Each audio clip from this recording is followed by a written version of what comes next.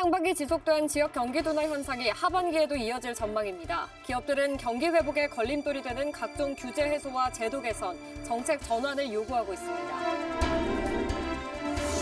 제9대 후반기 달서구의회 의장에 서민우 의원이 선출됐습니다. 원구성도 하루 만에 마쳤습니다.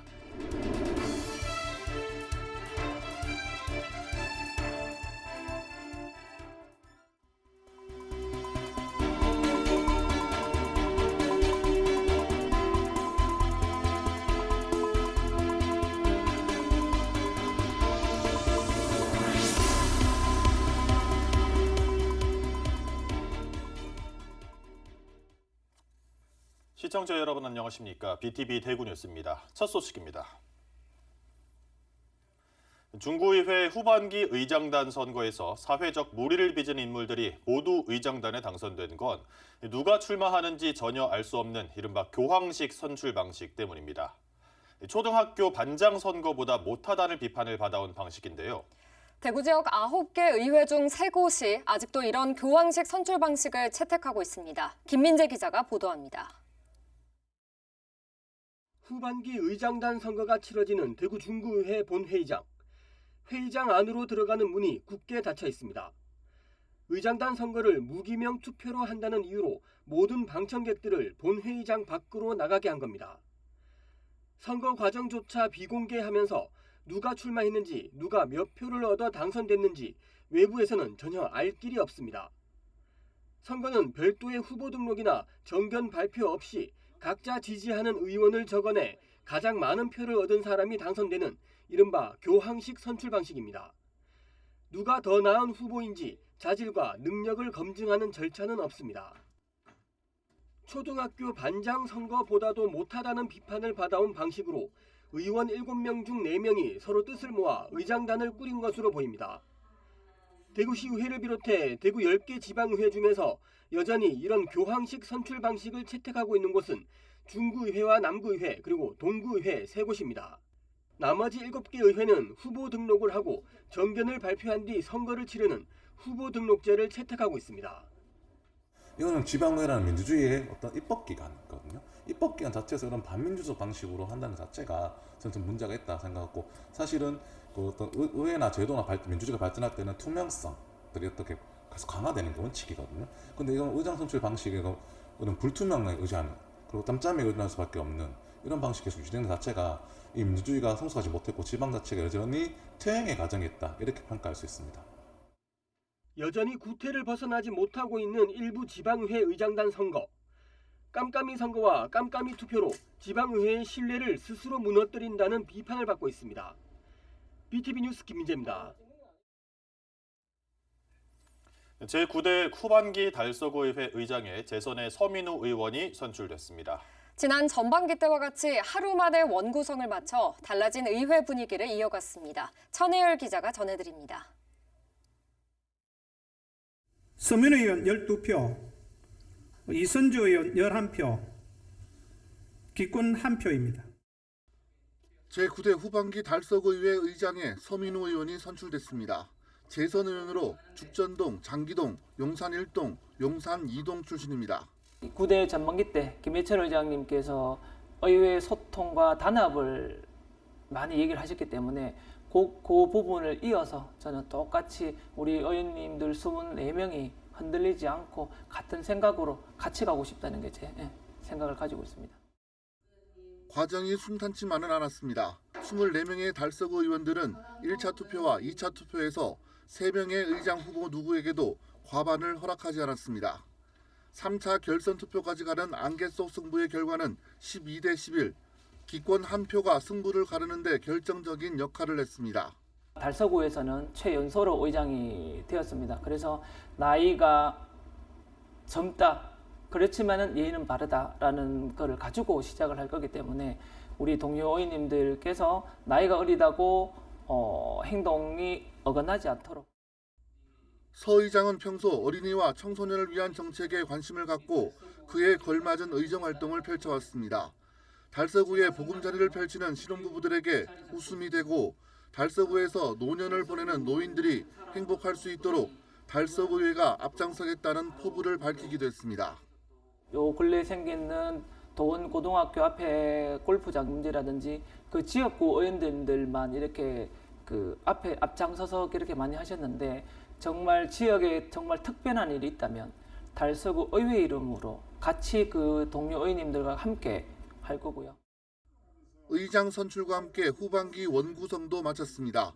부의장에 재선의 정창근 의원이 선출됐고 운영위원장은 도하석, 기획재정위원장은 이진환 의원이 맡았습니다. 복지문화위원장은 남현주 의원이, 도시환경위원장은 김장관 의원이 앞으로 2년 동안 이끌어가게 됐습니다.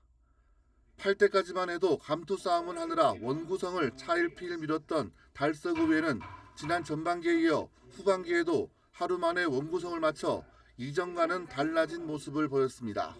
BTV 뉴스 천혜열입니다. BTV에서는 힘이 되는 우리 이야기를 통해 방송 후 지역의 변화를 소개하고 있습니다.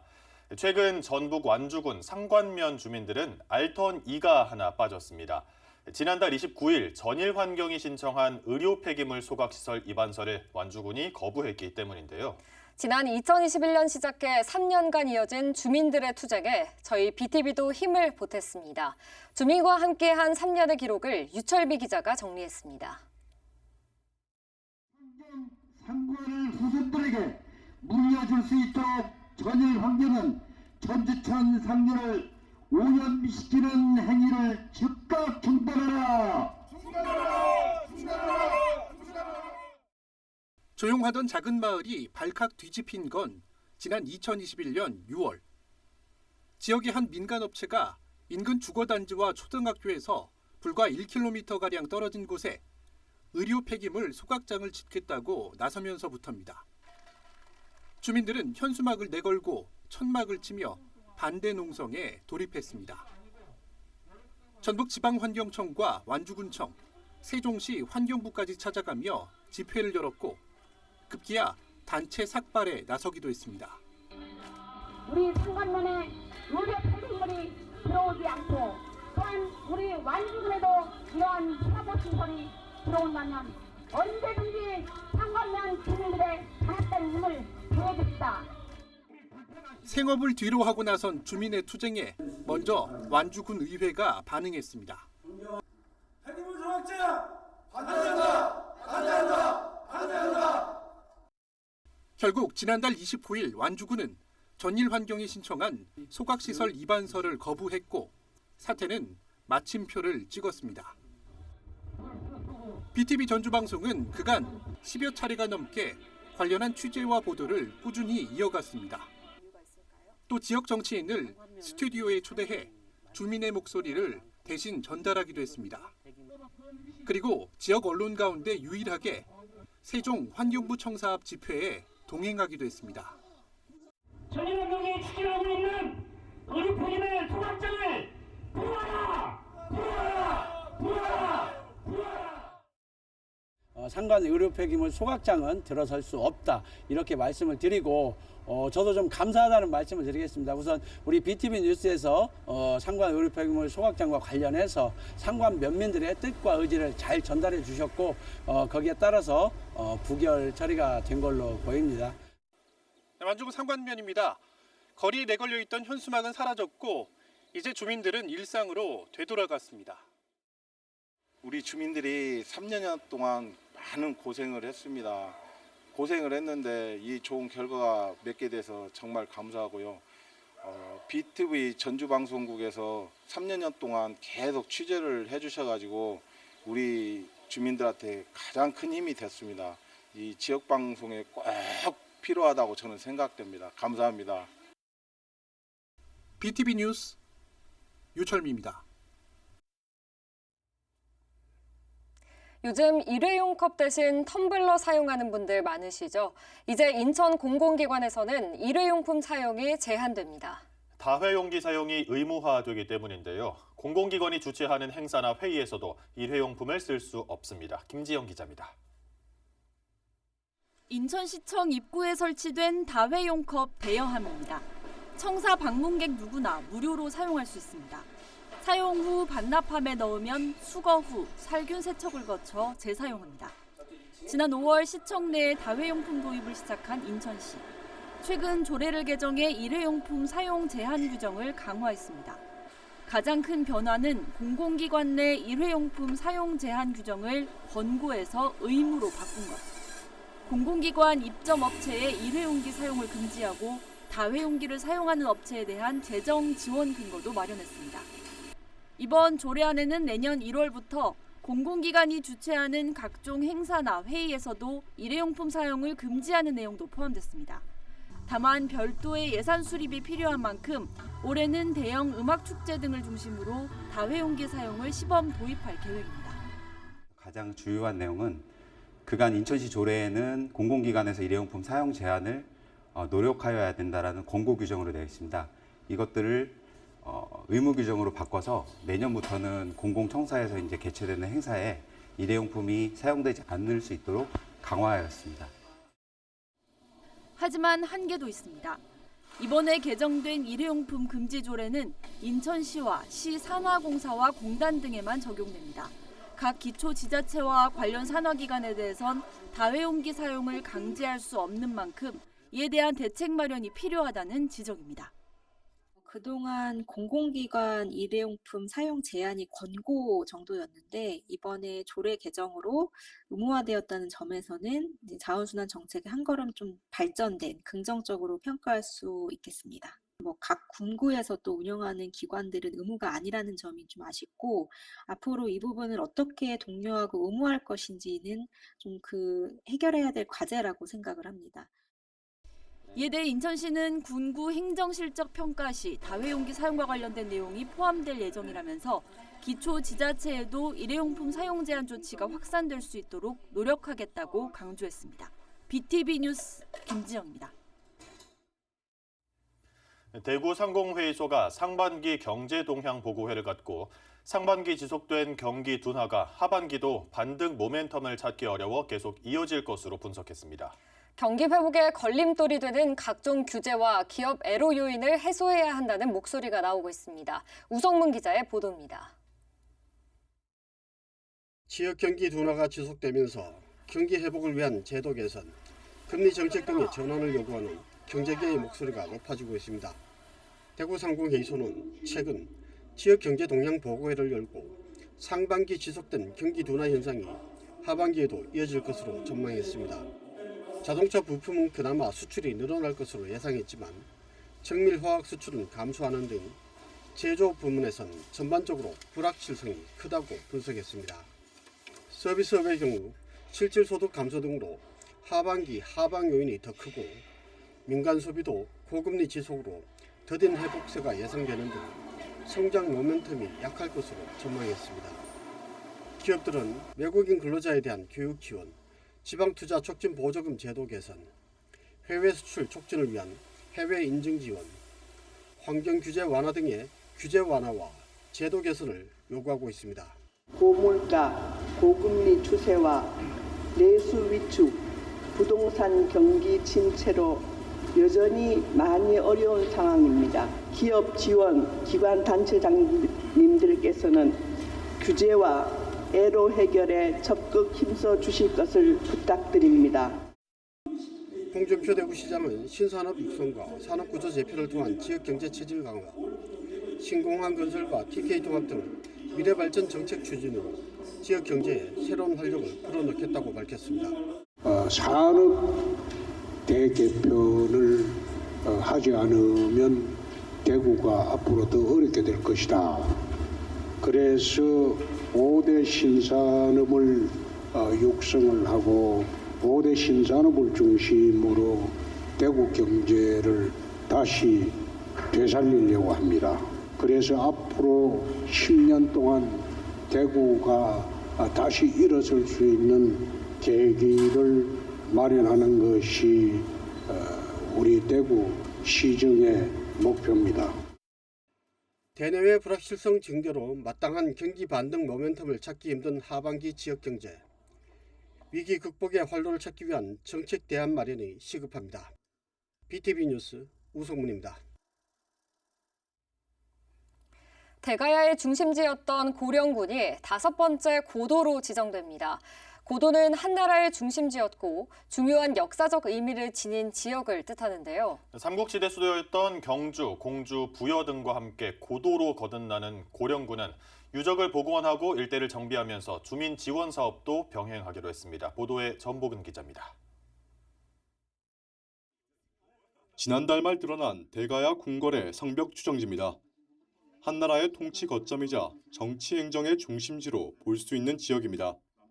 고령군이 사실상 대가야 고도로 지정되면서 관련 연구는 더 활발해질 전망입니다. 옛 도읍을 뜻하는 고도로 거듭나면 국비를 지원받아 유적을 복원하면서 소득 증대와 기반시설 개선 등 주민 지원 사업도 할 수 있습니다. 지난 2015년부터 5년간 신라의 수도였던 경주와 백제의 고도인 충남 공주 부여, 전북 익산 등 4곳도 고도로 지정된 뒤 국비 수천억 원을 투입한 바 있습니다. 여러 가지 사업들을 주민들이 선정해서 나름대로 주민 지원 사업을 동시에 병행을 한다면 아무래도 역사 문화 도시의 정체성 확립과 경제적 파괴효과는 굉장히 클 것이고 또한 더불어서 관광 인프라 확충이 굉장히 넓어질 것으로 생각을 하고 있습니다. 고령군은 지산동 고분군 일대를 고도 지정구역으로 정한 뒤 세계유산 관련 사업과 고도 육성 사업을 함께 추진할 계획입니다. 가야 시대의 고분군은 대가야라는 기본을 중심을 잡을 수가 있고요.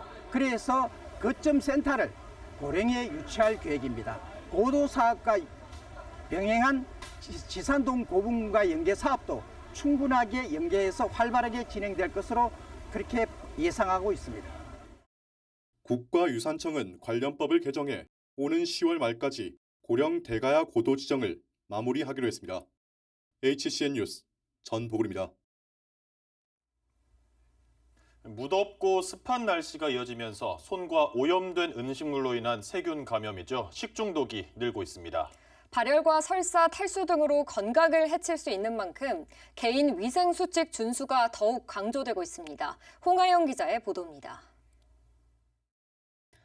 올해 들어 대구의 낮 기온이 30도를 처음 넘긴 것은 지난 4월 26일.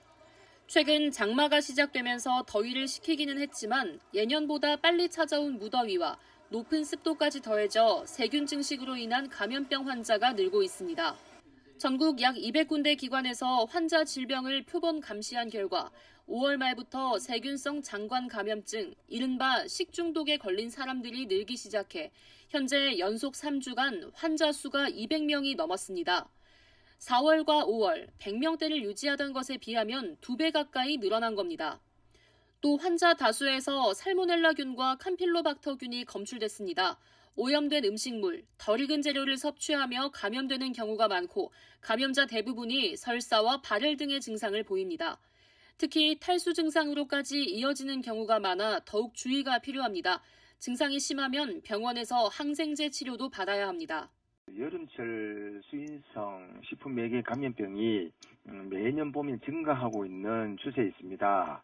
건강한 여름을 날 수 있도록 시민 여러분들께서는 다시 한번 손 씻기와 철저한 식품 관리로 안전한 물과 음식을 섭취하는 등 감염병을 예방하기 위한 가장 기본적인 방법은 손을 씻는 것.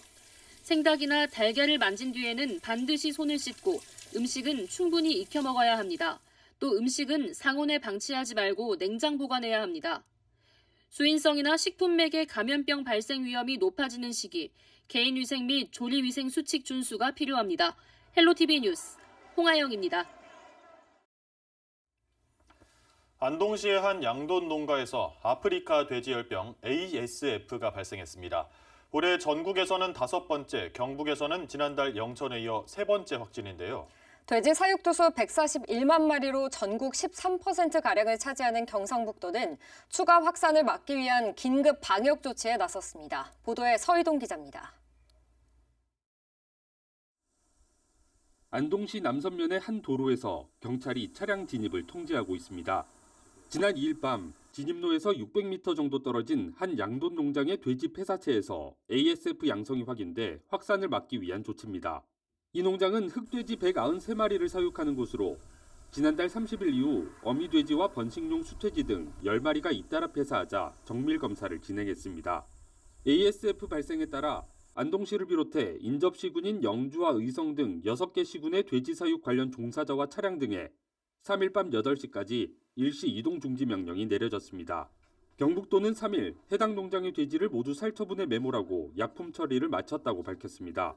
또 주변 반경 10km 이내에서 총 15,000여 마리를 사육하는 양돈 농장 5곳은 2주 정도 혈액 검사 등을 통해 꾸준히 관리할 방침입니다. 지역 양돈 농가들은 더 이상의 확산이 없기를 고대하고 있습니다. 많이 걱정스러워서 저희들 혹시 또 타 농장으로 옮기지는 않았나 싶어 결과 나올 때까지 초조하게 기다리고 있습니다. 소독 철저히 하고요. 출입 그다음에 관련 차들 전부 차단 방역하고요. 긴장하고 지켜보고 있습니다. 경상북도는 이번에 ASF 확진을 받은 농장이 비교적 개체수가 적은 흑돼지를 사육하는 곳이기 때문에 유통 등의 과정이 일반 돼지와 비교해 훨씬 단순하다며 역학조사 등이 빠르게 진행될 것으로 보인다고 설명했습니다. 지금까지 ASF가 발생한 양돈 농장의 경우 대부분 산 골짜기에 위치해 멧돼지와의 접촉이 쉬운 위치에 있고 농장 주변에 밭이 있는 경우가 많았습니다. 따라서 각 농장에서 농작업 등을 위해 외부 출입을 할 때 장화를 갈아 신고 발판 소독제를 이용하는 등 개인 방역 수칙을 철저히 지켜줄 것을 당부했습니다. ASF는 지금 백신이 없습니다. 그렇다고 치료약도 있는 게 아니고 그러니까요. 차단 방역, 소독 2가지밖에 없기 때문에 농장 출입 통제, 그다음에 출입구에 대한 소독, 차량, 그다음에 출입 인력에 대한 사람에 대한 소독을 철저히 해주시고. 경북도는 여름철에 돼지가 폐사하면 농가에서 일사병을 원인으로 생각해 조치가 늦어지기 쉬운 만큼 의심 증상이 발견되면 즉시 신고해달라고 강조했습니다. 헬로티비 뉴스 서희동입니다.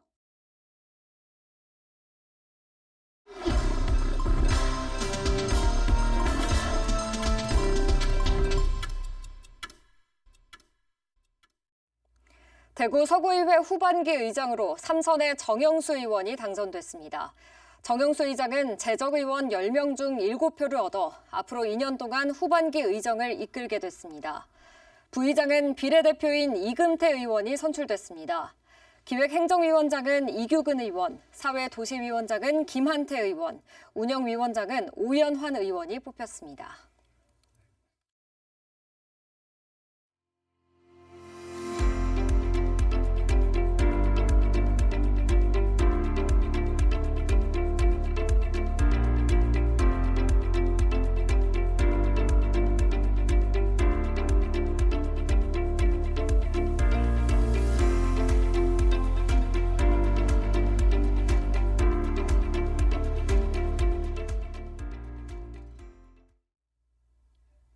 네, 이번 주에도 폭염과 장마가 반복되는 무더운 날씨가 예상됩니다. 대구에서 식중독 환자는 7월에 가장 많이 발생한다고 하는데요. 음식은 꼭 충분히 익혀 드시고 상한 의심이 가는 음식물도 고민하지 마시고 폐기하시기 바랍니다. 저희는 시청자에게 힘이 되는 뉴스로 다시 찾아뵙겠습니다. 함께해 주신 여러분 감사합니다.